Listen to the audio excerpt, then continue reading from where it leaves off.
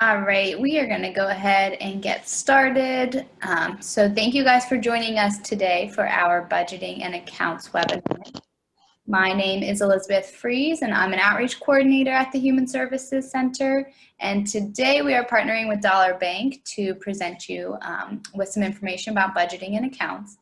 So just a few housekeeping items before we get going. We will be recording this webinar. Please stay on mute throughout the presentation. You are welcome to utilize the chat if you have any questions throughout the presentation. Feel free to put them in the chat.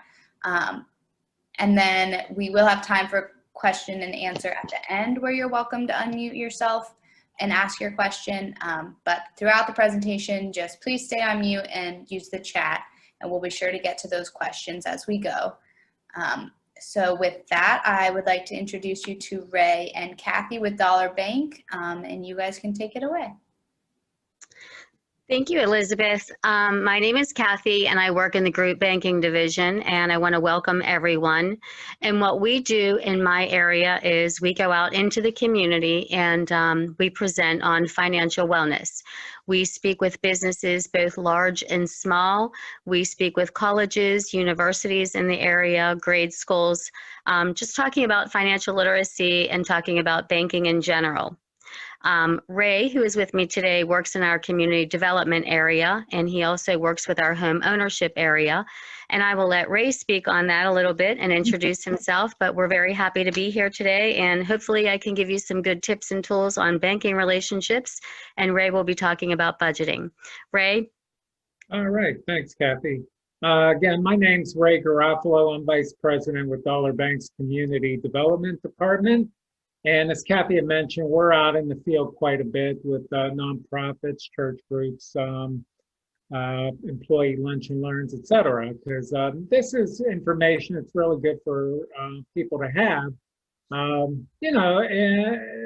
we're going to talk about a couple of good things today, good subject matters. One is budgeting. It's important for all of us to know where our money is going, to stretch the dollar, to make the most of our money. We work too hard for our money to waste it. So we want to come up with strategies to keep more of it in our pockets. We're going to talk about saving strategies as well, because you can't do a lot in this life without savings in the bank and a healthy nest egg. So we're going to talk about that in some detail. And then we're going to talk with Kathy about managing personal accounts, avoiding overdrafts, staying out of trouble, opting in, opting out, etc. All the things that go into managing an account properly. But one of the reasons that we do this, and I think we're pretty good at it, is Dollar Bank's the only bank in southwestern PA that offers free in-house credit and mortgage counseling to first-time home buyers.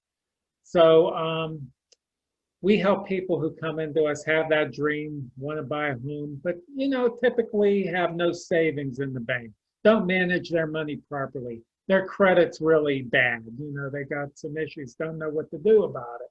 And we guide people through every stage of the transition from rental to home ownership.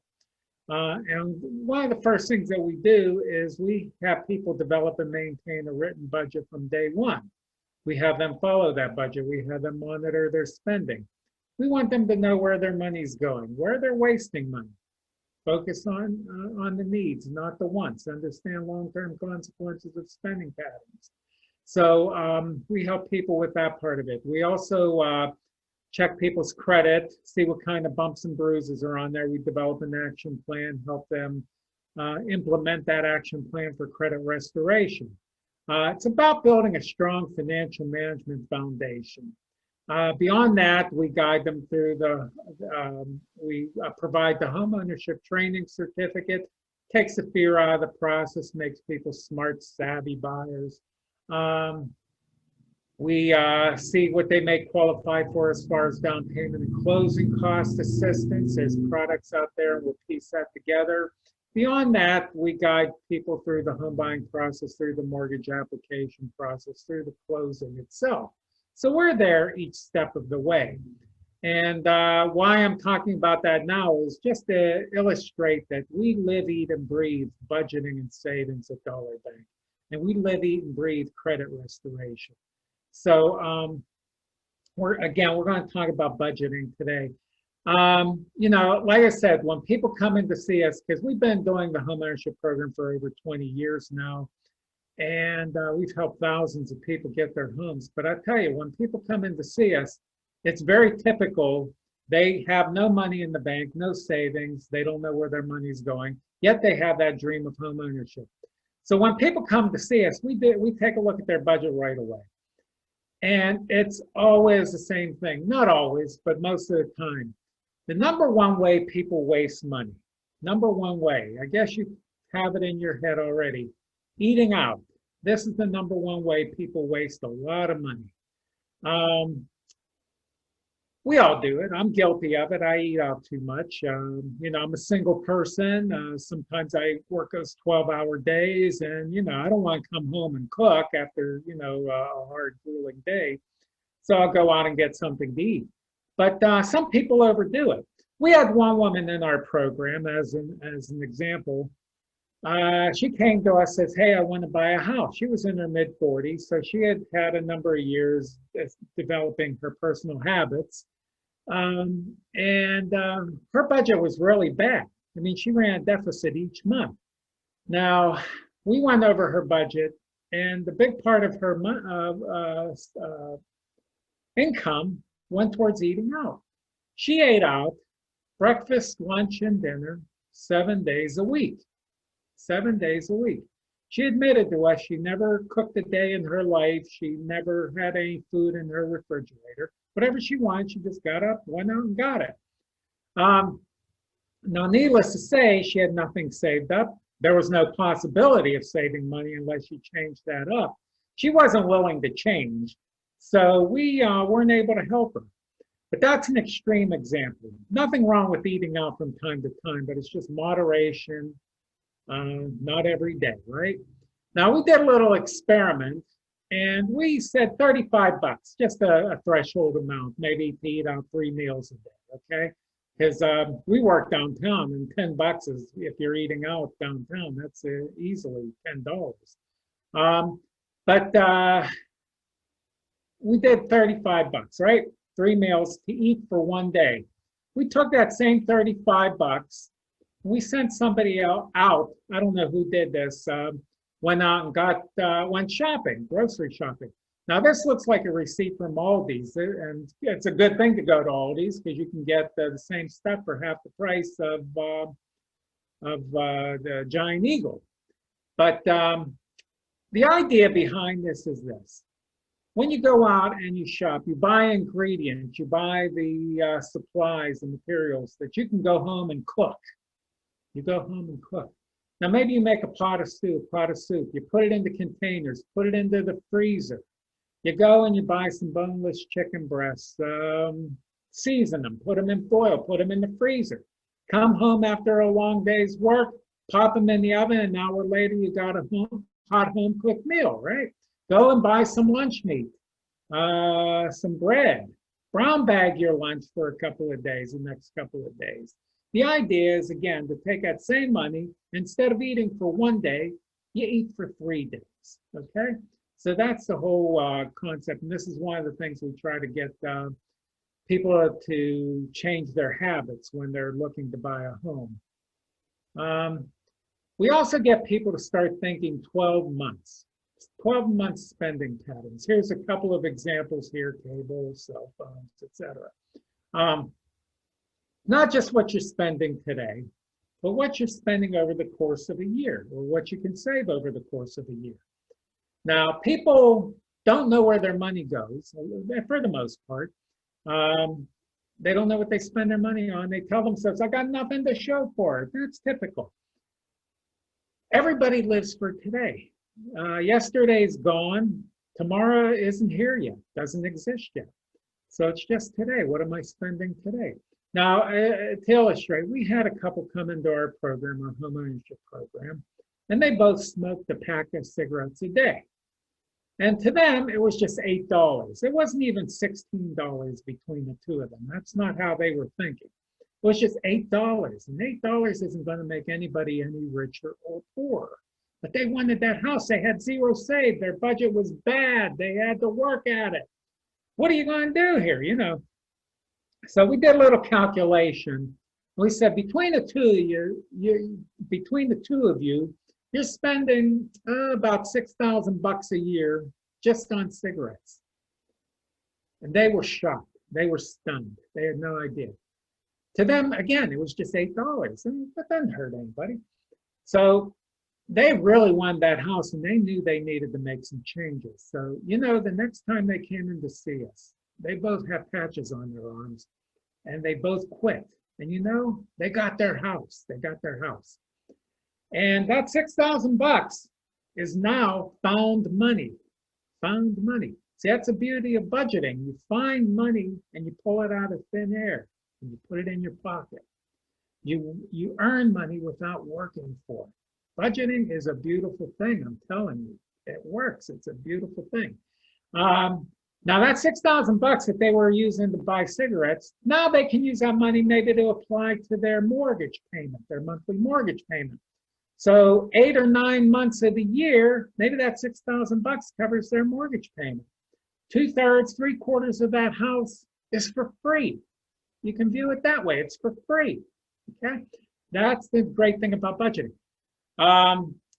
Again, think 12 months. A real quick example too, we were at a workshop several years ago. It was very early in the morning, and there were about 10 people sitting around the room when we were able to go out there before the pandemic hit, of course. But there were about 10 people sitting around the table. At one end of the table was a young lady. She had a 20-ounce bottle of Mountain Dew in front of her, a little bit left at the bottom. We had a man sitting at the other end of the table. By coincidence, he had a 20-ounce bottle of Mountain Dew in front of him. Not even a Pepsi. It was Mountain Dew. I mean, the exact same thing. And so we started talking. And it turns out she would drive to work every morning, stop at the same convenience store, reach into the cooler, pull out a cold Mountain Dew, drink it on the way to work. A lot of caffeine would wake her up, right? Get her ready for the day. So we asked the man, well, what do you do? And it turns out he says, hey, I go shopping on the weekends. I buy a 6-pack. I put it in the refrigerator. Every morning before I leave for work, I pull out a cold Mountain Dew, drink it on the way to work. They were doing exactly the same thing, except the way she was buying her Mountain Dew was costing her twice as much per bottle as the way he was doing it. So we did a little calculation there and it turns out if she started doing what he was doing, she would save about $200 a year and still have her Mountain Dew. She didn't have to give up that Mountain Dew to save that money. It was just doing it differently. So she said she was going to do it. I hope she did. But again, I mean, you've heard that saying, you can't have your cake and eat it too. Well, I disagree. Yes, you can. And this is a case where if you plan for it, you can have it all, right? She's saving money and still has her Mountain Dew every morning. So again, think 12 months, not just today, not just this week. If you're going to Starbucks every day, what's that add up to over the course of a year? If you eat your lunch out every day, what's that add up to over the course of the year? How can you change things up, save some money, right? So think about that, okay? Clothing, this is another issue we come across from time to time in our program. Here, again, most people come into us and they've got nothing saved. They want to buy a house and they've got to get into their budgeting. And again, our budgeting skills are life skills. It's not just about getting a house. It's about keeping a house. It's about always having that healthy nest egg in the bank. But again, some people come in and clothing is an issue. They got to have designer names, top fashion, etc. A closet full of shoes. Maybe they've got teenage kids who have the peer pressure. You know, they won't be caught dead in that sweater or those sneakers going to school. So they got to buy the most expensive things. And consequently, they've got nothing left for anything else. Anyway, I'm going to give you a bad example and a good example of clothing. The bad example is my older brother. He's 66 years old. He is retired. He had a great career in DC. He just moved back to the area last year. We're glad to have him back. But he's really bad with money. He's making more money sitting on his rear end than I'll ever make at Dollar Bank, working at Dollar Bank. That's a fact. He does very well. But I got more to show for my money than he does because I'm better at managing my money, and I'm a little bit more of a tightwad, to be honest with you. But money flows through his fingers. And one of the things that was his weakness, and still is to some extent, is clothing. He always had to have the designer names, top fashion, etc., and spent a lot of money on it. He always looked sharp, but he spent a lot of money on clothing.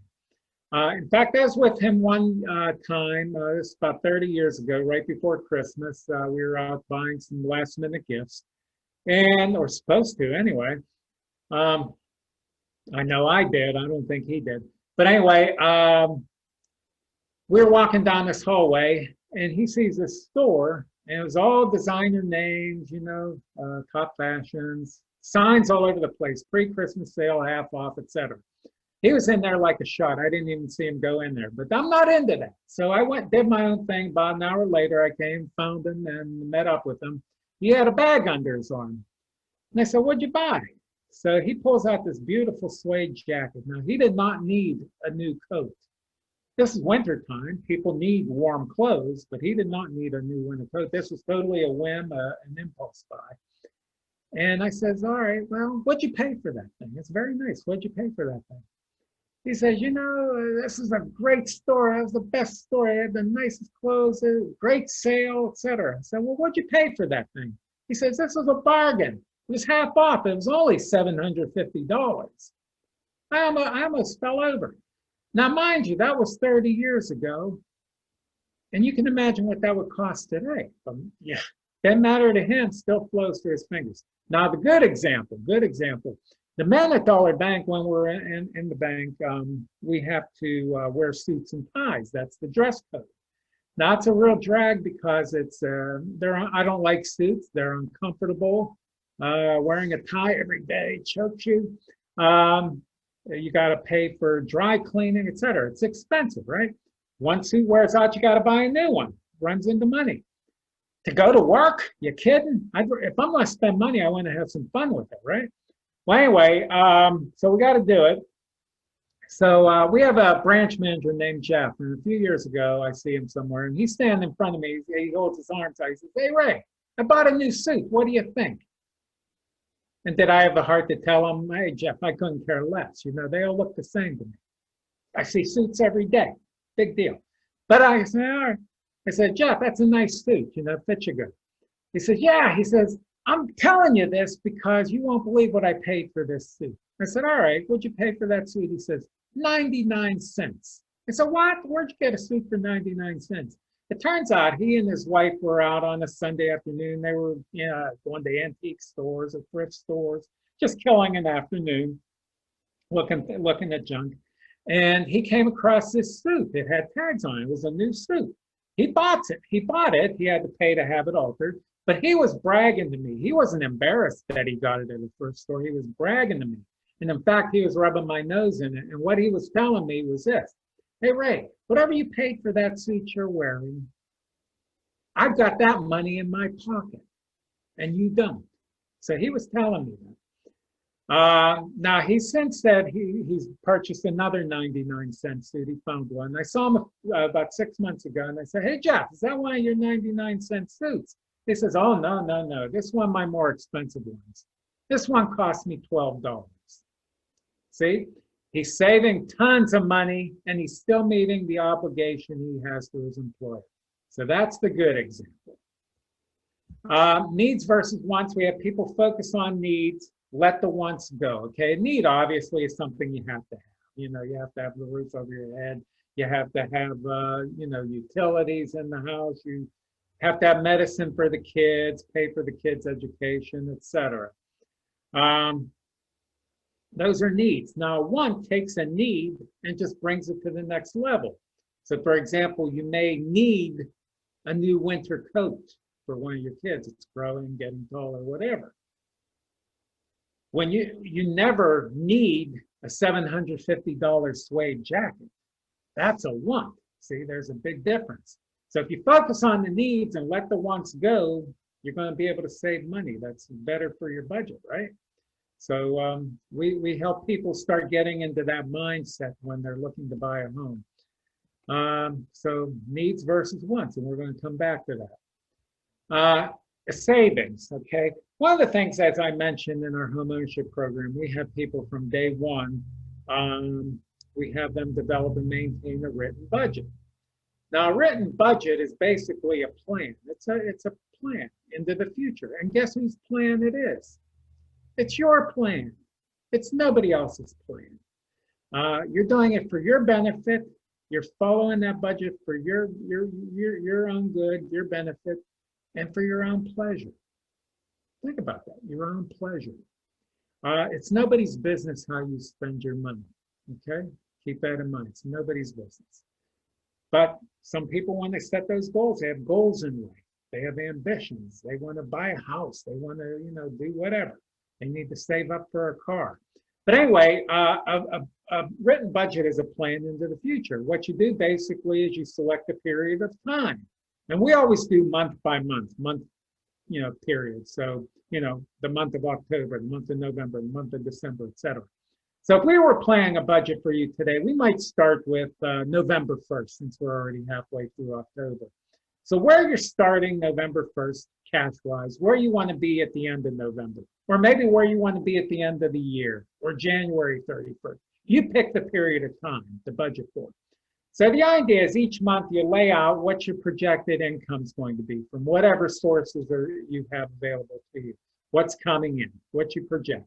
And then you compare that with your projected expenses. What are you going to pay in rent? What are you going to pay in your utilities? What do you have to pay on your car loan, on your school loans? What are you going to spend on food? What are you spending on clothing, etc.? Your car insurance, all the expenses that you have monthly. And then you always add a couple of $100 for miscellaneous items, the unexpected things and the odds and ends of life. And the idea there is the projected income minus the projected expenses equals your savings potential. And that's, hopefully there's something left over anyway for savings potential. But again, we have people monitoring their spending, writing down everything that they're spending money on. They go to the vending machine, put in $1 for a bag of chips or a bottle of pop or something. You write it down, you record it. You then go shopping that day for groceries. You spend $40 there. You write it down, you record it. Everything you spend money on. So at the end of each month, we have people go back and do actual call-ups. How did I do? I projected I was going to spend $300 on food this month or last month. I actually spent $350. Too much pizza, too much eating out. I got to cut back next month to get back on track. Why? Because it's my budget for my benefit, for my pleasure. It's my plan, okay? So I want to get back on with that. Now that's hard for people to do. Some people don't want to do it. Again, it's mandatory in our home ownership program.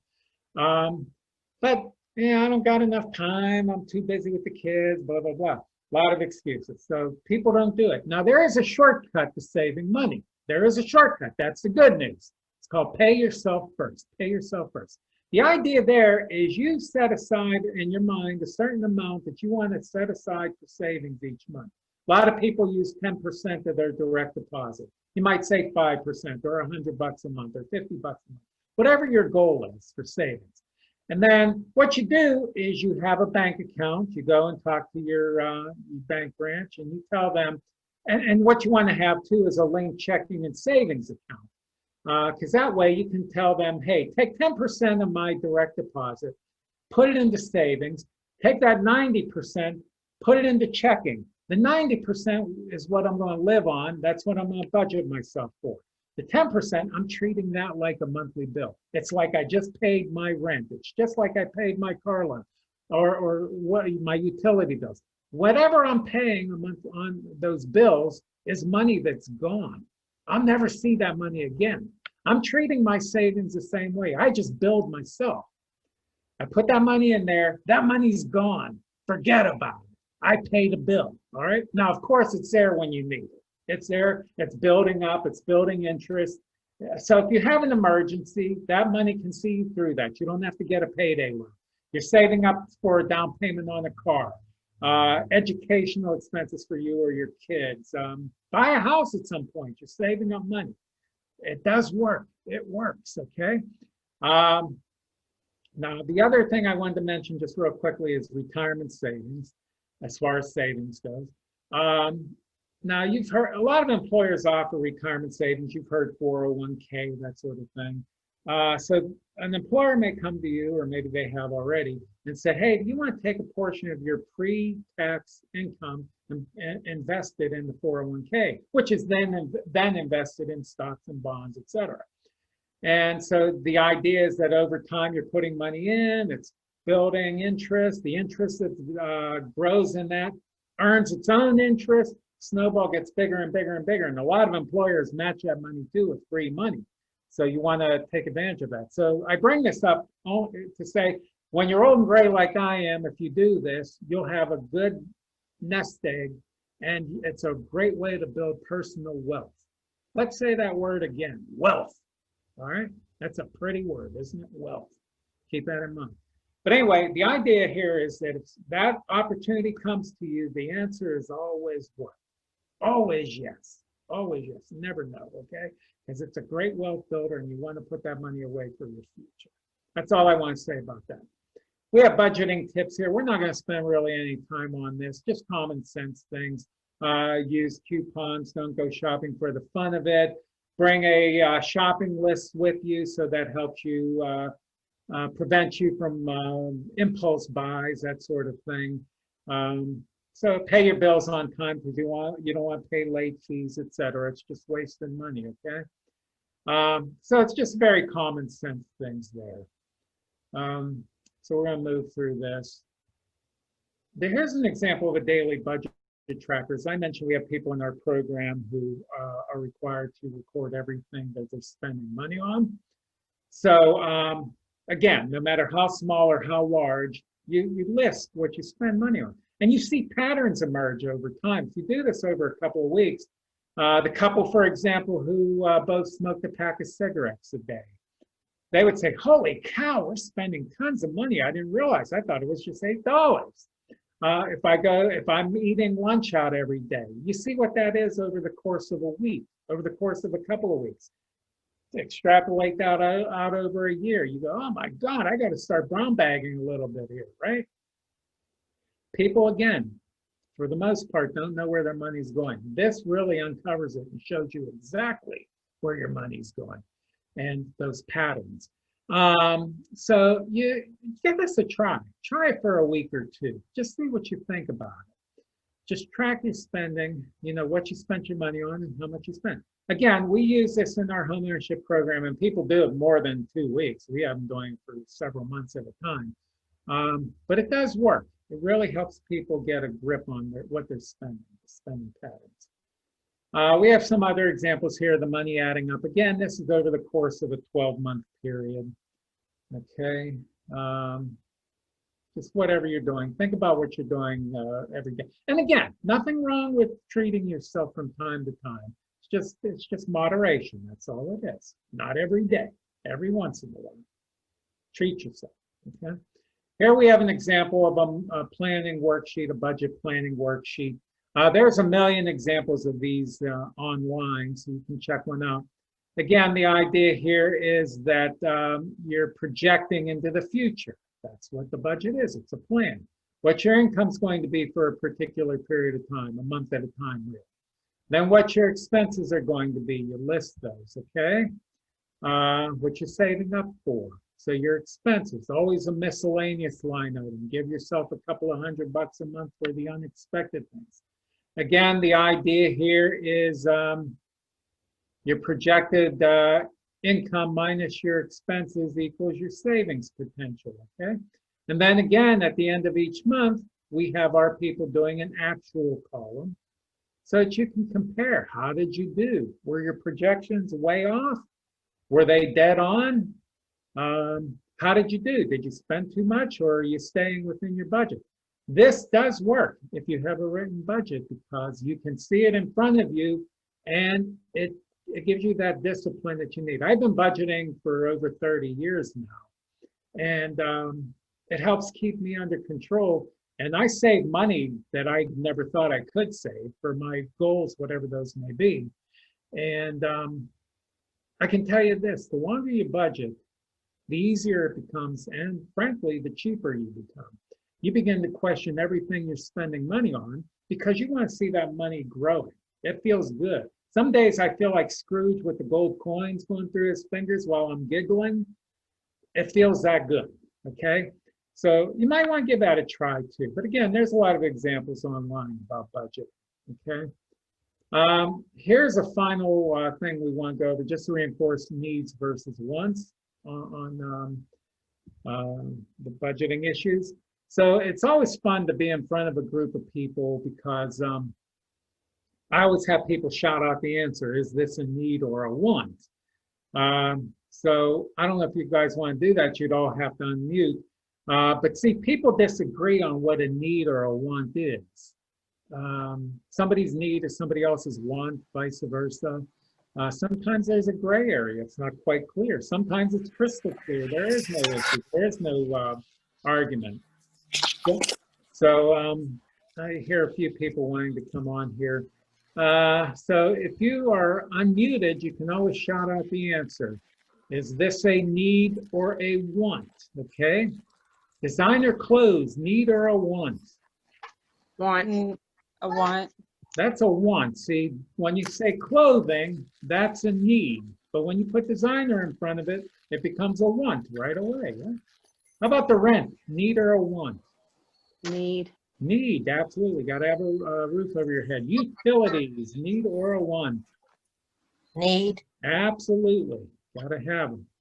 How about that car to get to work?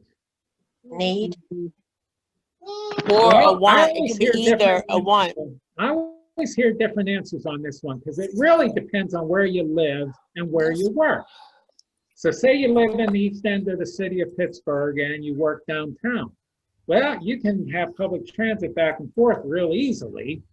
So you don't need a car to get to work. Maybe you Uber on the weekends. You got a friend who can take you shopping. Maybe you don't need a car at all, right?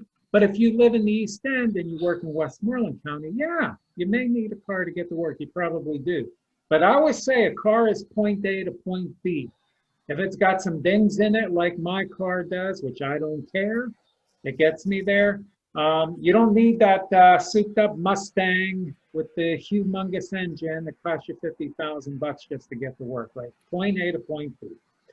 Premium cable package, need or a want?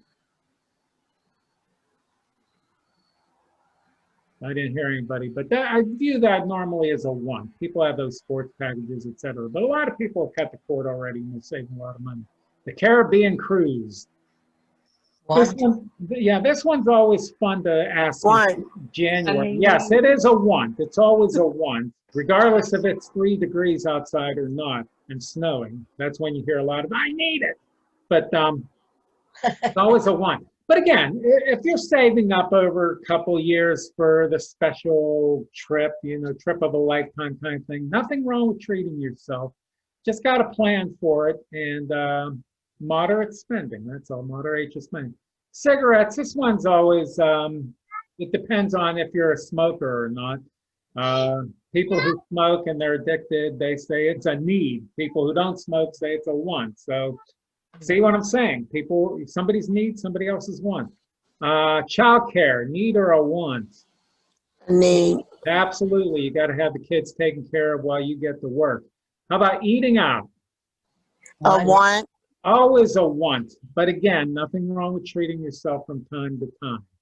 School expenses. A need, depending on the supplies. Yeah, it's a need. You got to invest in yourself, your future, your kids' futures, right? How about the Xbox? That's a want. Yeah, generally, you know, if there were a lot of guys in the room, frankly, I don't think men ever grow up. We're always little boys. We really are. Now, I'll admit it. But I hear the guys always saying, that's a need. But, you know, we were at a workshop a few years ago, and one young lady says, you know what, I view that as a need because I got 2 little boys. They're rambunctious. I got to get dinner on the table. I got to occupy their time. And another woman at the same workshop shouted out, buy them a book. So there you go, right? So think about everything that's going on in your life and what we talked about here. Now I'm going to turn this over to Kathy, and I don't know if there's any particular questions right now. We can always ask questions at the end too. But I'm going to turn this over to Kathy. She's going to talk to you about accounts. And one of the reasons we do this is that we work with the Urban League. They have a program called Bank on Greater Pittsburgh. And we go out and do these workshops, education workshops, help people start thinking differently about how they're managing money, et cetera. And Urban League has done a study that indicates that somebody without a banking relationship will spend about $40,000 in fees, $40,000. Think about that. That's a big amount in fees on if they don't have that banking relationship. Check cashing, money orders, prepaid cards, services that if they had the relationship are pretty much for free. So I'm going to bring this down to Kathy, and she's going to talk a little bit about establishing a banking relationship and staying out of trouble, managing it properly. So go ahead, Kathy. Thank you, Ray. A lot of good tips on budgeting there. I'm going to talk a little bit about establishing a banking relationship with a bank. So whether you have a relationship currently or you're looking to establish a new relationship with another bank, some of these questions may help you along with that conversation with your banker. So the two accounts that we normally open whenever we walk into a bank to establish a relationship is normally a checking account, and with that, a savings account. Some of the questions that we want to ask when we are opening an account at a bank is, tell me about your checking account. I'm sorry, I'm going to interrupt you for a second. It did freeze. I thought it would at some point, but it did pretty well, actually. Sure did. Yeah, so let me see if I can get out of this. Let me stop sharing. I'll pull it up again. I'm sorry. That's okay.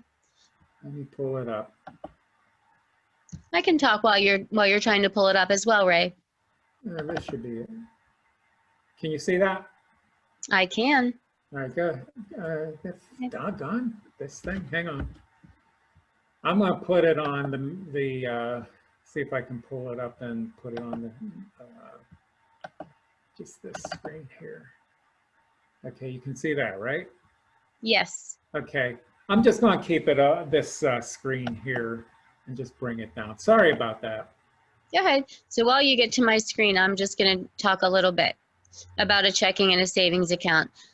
So some of the questions that you want to ask whenever you go into the bank to establish your checking and savings account, whether it's a new bank that you're starting a new relationship with, or even the relationship you have with your banker right now, these may be questions that you didn't ask initially, the things that you want to know. You want to ask about fees for your checking account. Is there a minimum balance on that account? Is there a monthly maintenance fee just to have this account with this bank? Is that bank local for you, and is that important to you? So with direct deposit today, people don't go to the bank anymore, so it's not very important as to whether their bank is down on the corner or if it's, by the facility that we work at. Oftentimes that's not important, but that may be important to you. So if that's a question that's important to you, that your bank is local and convenient for you, maybe you're getting a paper check and you don't have direct deposit and you do need to go to the bank every Friday or every time you get paid. In that case, that would be important to you. You want to ask about ATM fees. If I use another bank's ATM, what is your fee? Because a lot of people don't know that that bank will charge you a fee and your bank will charge you a fee for using an ATM. So you may get $20 out of the ATM machine and it may cost you $8, $9 because each institution charged you $4.50 or $4 or whatever their fee happens to be. My suggestion is if you want to get cash out of your account, when you purchase something and you're out, say Walmart, Rite Aid, wherever you happen to be, and you put your debit card in to get your money or to pay the bill and it says, do you want cash back? Get cash back that way. It's free. There's no fees. Most of the time it's free. Some people are, some businesses are starting to charge fees for that, but most of the time it's free money. You don't have to worry about whether it's your bank or another bank's and who's going to charge you what fee. So you do want to ask about that. If the rare occasion comes up that you do have, you overdraw on your account, what is your non-sufficient funds fee? You want to know all of this. Is there a statement fee if I get my statement by mail as opposed to online? Most banks today are charging a fee if they mail it out to you. They want you to get your statements online. So you want to ask about all of those fees. For your savings account, you want to know, is there a fee on my savings account? Do I have to have a minimum balance? Most banks are requiring a minimum balance on the savings account. You don't want to have a minimum balance on your savings account, especially if you're just starting one and you're starting out low. You're starting to put $25, $50 in there a pay. You don't want to have to worry about a fee on that account. So those are just some of the questions that you want to ask. Fees on your checking account, fees on your savings account. Your checking account is designed for you to write checks on that account.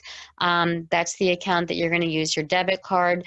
That's the account you're going to use probably on a daily and a weekly basis. Your savings account, of course, you want to have money set aside. It's security for yourself. And I love that Ray was talking about pay yourself first. Very, very important. Think of yourself as a bill. I'm going to pay $25 to myself in my savings account every month, and I'm going to pay my gas, electric, phone. So think of your savings account, that you're setting aside money for security for yourself, for an emergency. You know that if something comes up, something happens with your car, you have that money sitting there. So always suggest a savings account along with your checking account. Also, you want to ask your banker, do you have savings overdraft protection? Savings overdraft protection means that if you overdraw on your checking account, your bank will take the money out of your savings account to cover that. There's two types of overdraft protections. There's overdraft protection from your savings account for your checking account, and there's also an overdraft protection line of credit. The line of credit may be for $500, $1,000. It could vary. So if you overdraw on your checking account, they're going to take it from that line of credit, and it's just like a loan. You just want to make sure you're paying back that loan that you borrowed every month. Just a little bit of security for you. If a customer asks me, I always suggest doing overdraft protection from your savings account. Dollar Bank does offer that, but I know other banks offer a savings overdraft line of credit. So those are some of the questions that you want to ask. The next page I'm going to spend a little bit of time on, and that's managing your checking account. One of the most important pieces of advice that I can give is, number one, knowing your account balance on a daily basis. And most of us do use the telephone banking, internet banking. You can get your balance at the ATM. I know Dollar Bank offers text banking, which you can have your balance text to you any time of the day, first thing in the morning, afternoon, in the evening before you go to bed. One word of caution about that, however, is that that balance may not reflect a check that you just wrote 2 days ago that didn't clear your account. So you want to be very careful when you get that balance text to you, or you're checking that balance by phone, or you've checked your balance at the ATM.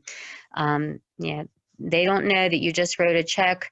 They don't know that there's an auto debit coming out of your account for your electric company. May have come out that day. So you want to be very careful about that account balance that you do get, and you want to make sure that does reflect a check that you wrote or any auto debits that are coming out of your account. I also suggest reviewing your statement monthly. Most of us check our account on a daily basis. They see what's going in, what's going out of our account. But reviewing your statement on a monthly basis is going to show you how you spend your money. Looks like I went to the grocery store a lot this month, and here's how much I spent. And this is if you use your debit card for most of your transactions. It's going to show you, I ate out so many times this month, and that's okay, but it's just going to show you what you've done with your account on a monthly basis. Paid my electric, paid my phone. It's also going to show you everything if there's fraud on your account. So when you purchase a lot of merchandise online, which a lot of us are doing today with this whole COVID-19 situation, if you're purchasing things online, and you're using your debit card to do that, oftentimes the place that you purchased something online, it could have been hacked into. You want to check for these types of things on your account on a daily basis and also on a monthly basis. We don't see fraud within the bank ever. It's usually, if we do see fraud on someone's account, it's they use their debit card somewhere and that facility happened to have been hacked, or it wasn't a secure site that you were purchasing something on. So that's just one more reason why you want to check your statement on a monthly basis and go through it line by line and make sure that everything on there is in fact what you did. Also, you want to check your statement on a monthly basis for fees. You would be surprised, especially if you're using the ATM, how many fees you're being charged for ATM fees. It just gets you to be mindful of using the ATM. Maybe I will get cash back whenever I go to the store. Let's see, there was a fee on here for my statement for getting that mailed to my address. You want to check on that, you know. Ask your bank about that. Can I just get my statement online so I'm not charged this $5 fee? Whatever fees are on your account, they may be valid fees, but you should know every one of those fees and why you're being charged those fees. So very important. And checking your statement on a monthly basis will get you to be mindful of your spending and look at what you're spending money on a monthly basis. Do not float checks. The float is that time delay between when a check is deposited or written and when the money becomes available or is withdrawn from your account. Be very careful about when you deposit monies into your account by check. Make sure you know when that money will be available. I've had customers in the past who have deposited a check on Friday. They thought their money was going to be available on Saturday. They used their debit card 3 times. They may have had an auto debit coming out of their account because they gave the electric company permission to go into their account and take money out on the 15th. Along comes Monday and they have 3, 4, and 5 non-sufficient funds on their account. So you want to be very, very careful about that. When you deposit a check into your bank, make sure you know when that money is available. And also when you open an account with a bank, ask them about that. It's called funds availability. When will my funds be available? I know most banks, the first 30 days your account is open. Sometimes it's the first 60 days your account is open. They do place holds on monies that is deposited into your account. So that's just a question you want to be sure and ask your banker when you open an account, or if you already have an account established, you want to make sure you know when that money is available to you. Another point that I want to bring up that I have seen time and time again, whenever you set up online banking and you pay your bills online, on your phone, on your computer, I recommend setting up the bill pay. When you are ready to pay those bills, you go in and you hit submit to your gas company. So that money is going from your account out, as opposed to you giving the electric company, the gas company, the phone company, your insurance company permission to go into your account and take money out. They're going into your account on the 14th if you gave them permission on the 14th of every month. Something may have come up, you don't have that money in there. So always keep control of your funds and your monies and set up that online bill pay. And when you're ready to send that money out to those merchants, you click submit and that money is sent out to those merchants. Very important, especially for insurance. I know most insurance companies take that money out of your account quarterly, and oftentimes they do require that it's auto debited from your account. And I've seen so many individuals get into so much trouble that way. Your insurance could be $360. You didn't realize that was coming out of your account. You used that money for something else. And along comes Monday or Tuesday, you look at your account and you have insufficient funds fees. Be very careful whenever you give business permission to go into your account and take monies out. I know a lot of the gyms do the same thing. They have to auto debit your account. But your insurance money is usually a higher amount, and sometimes that can get you into trouble.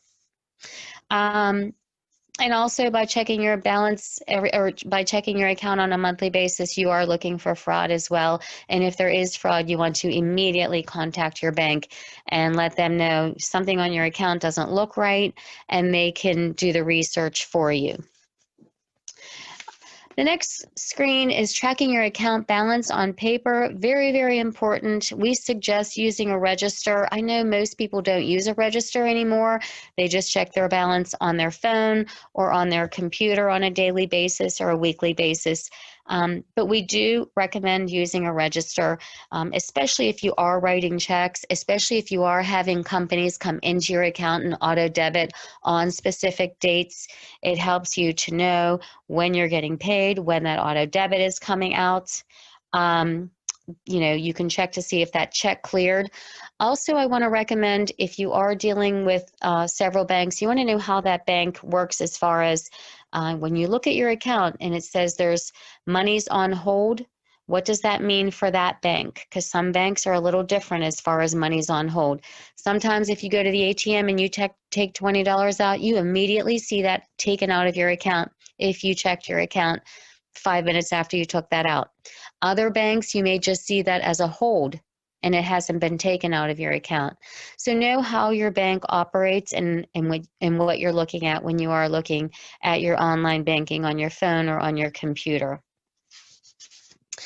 The next page that we want to talk about is tracking your account balance online. Very, very similar to tracking your account balance with a register. You see your debits, your credits on there, and your balance. Just be very, very careful if you do have auto debits coming out of your account. Once again, just be mindful of the dates that you have that money's coming out, especially if you are living paycheck to paycheck. Once again, I suggest having that savings overdraft in case something does come up. But oftentimes people are living paycheck to paycheck and, they don't have several $100s sitting there in case they make a mistake or, their insurance money happens to come through on the weekend. So you want to be very careful about that. Paying your bills online, and how does that work? It's pretty simple. You usually want to, with most banks out there, give it 3 to 5 business days before the bill is actually due. They just tell you to do that, staying on the side of caution. But it's pretty simple. Whenever you pay your bill online, that money is electronically sent out to that merchant and your bill is paid. Sometimes, and it depends on how the merchant accepts money from the bank, sometimes the bank actually has to send out a paper check to the payee. And I think that's why they say give it 3 to 5 business days before that's actually due, that so you don't incur any late fees. The next page is opting in and opting out. This is very, very important, and a lot of people don't understand this. Oh, you know what? Let me talk about overdraft protection. That's overdraft protection from your savings account. You can also have overdraft protection. And one of the questions that they ask you when you open an account at every bank is required to do this by law. It is signing a paper that says, do you want to opt in or do you want to opt out? And many individuals don't understand what this question is asking. And this can be changed at any time during the course of your relationship with the bank. But opting in means if you use your debit card and you have no money in your account, they're asking you, the bank is asking you, do you want me, the bank, to give you the money but charge you a fee? Or do you want us to decline your transaction? So you are purchasing your groceries at the grocery store and you don't have enough money in your account, and you go to use your card and you told them, I want to opt out. That means that you want them to decline your transaction. If you've opted in, it's the bank's discretion, but they will usually give you the money for that. They'll pay that debit that you've just made at the grocery store. But if it takes you below zero, they're going to charge you a fee. But if you have savings overdraft protection, it will take from your savings account. So that's what opting in and opting out means. It has to do with your debit card, and if you have no money in your account, they're asking you, do you want us to give you the money and charge you a fee? It would be a non-sufficient funds fee, or do you want us to decline your transaction? That is all I have for today. and I am available to answer questions. I did put in the chat line my contact information, and also Braddock Hills is the local branch to Turtle Creek, and they have a wonderful group of individuals who work there who will answer any of your questions on behalf of Dollar Bank that you may have. We did put together a really nice offer for you for all of the individuals on the call today and all of the individuals that are at Human Services, and that is our $400 offer. So if there's anyone out there who is looking for a separate account, or you don't have a bank account right now, you're getting a paper check, or you have a payroll card and you're interested in establishing an account with Dollar Bank, we do have our $400 offer. With that $400 offer, you do have to do direct deposit. So if you're looking for a separate account and you have direct deposit going into your bank account you currently have, you can, if your place of business allows, split that deposit so that a portion of that direct deposit goes into your new bank account with Dollar Bank if you choose to. But you also get extra incentives and bonuses with that too. For example, no closing costs on consumer home equity term loan, free mortgage pre-approvals, you can send money with Zelle, you get 0.25% off of a consumer fixed rate loan or line of credit. That's a home equity loan. In addition to that, you get the $400 offer and your first order of checks are free. So if anyone has an interest in that, if for some reason you aren't able to get into a bank account, maybe you had some issues in the past and you're not able to get into a bank account, don't let that stop you with Dollar Bank. We are a mutual bank, so we are governed by a little bit of different rules than some of the other banks out there. I can't guarantee we can get you into an account, but there's a very good chance that we can get you back into the banking system and get you back on track again as far as your banking. We have a great credit card. If anyone out there is looking for a credit card from a bank facility, one is a secured credit card. If anyone is looking to reestablish their credit and get back on track again, we have that for you.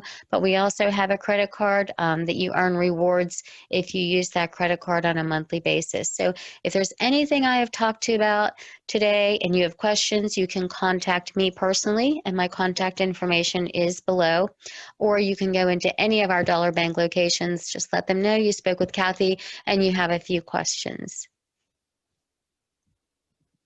And I thank you all. Yeah, so we're open for questions. I'm not sure if we have anything in the chat room there. Yeah, there's a chat room. You guys can put it in the chat or just ask, whichever works. Yeah, you can just ask. I guess we were good. Nobody has any questions. Yes. What time are y'all open at the Braddock office? Oh, Bray, do you know that answer? No, not off the top of my head, no. I'm thinking 4 o'clock, but don't quote me on that. You can call the telephone number on the bottom of the screen and ask them what their hours are. Some of the hours have changed due to the pandemic, so I don't know all of the hours that all of the branches are open anymore, but I'm pretty sure it's 4 o'clock Monday through Thursday. Friday they have, I believe they're open until 7, and they are open on Saturday as well. So can we make an appointment with you, Kathy? You can either you can either make an appointment with me by calling me separately or sending me an email, or you can contact the Braddock branch and you can schedule an appointment there. The branch manager there is Courtney, and she knows we're doing this presentation today, so she would be more than willing to schedule an appointment and sit with you. But all the individuals who work at that office are wonderful. Okay, thank you. I apologize. I don't know how to work my iPhone. So hey, you, so you communicated. Hey, we got your communication. We're good. Yeah. All right. It's been an experience for us too, this whole virtual presentations. So we know what you're talking about. If I think I hit my Android, I think I could have worked it better. But I appreciate it. Thank you. I thank y'all for y'all budgeting. It was very good, and it helped a lot. So Good, good. Good. Wonderful. Anything else? I have one quick question. My name is Alisa and I work for the Latino Community Center. We are actually partnering with another nonprofit organization who is running a financial success workshop for a lot of our families, and it starts next week. I'm wondering if it would be okay to share your contact information with our families who are enrolled in this workshop, who essentially the workshop helps them, figure out tips and strategies for financial success, including opening bank accounts and learning about credit and all that kind of stuff. I'm wondering if I could share some of this contact information with some of the families who would like to proceed with opening. Can I make a suggestion? It's Of course. Alyssa, right? Yes.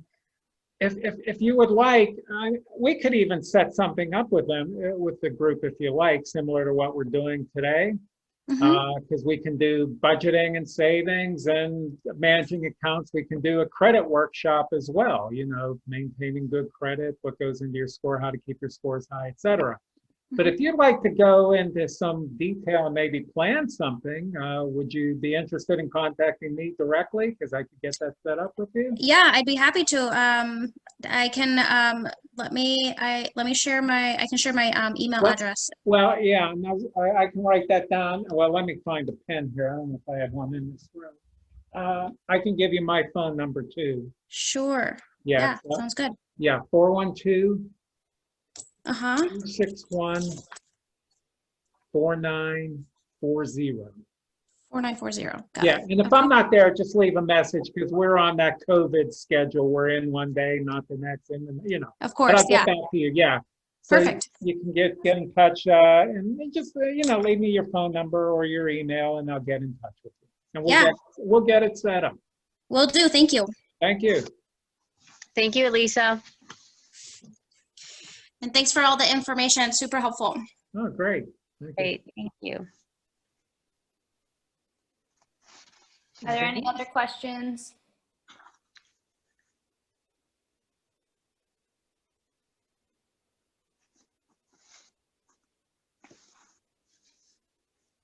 Okay. All right. Well, I will be sure to send out this information, and I will send out Ray and Kathy's contact information as well, so everyone can have that. But thank you guys so much for presenting, and thank you everybody for attending. Okay. Yes. Thanks very much, everybody. Good luck to everybody. Have a good one. Thanks. Good Bye. night. have a beautiful day. You too. Bye-bye. You Bye-bye. too.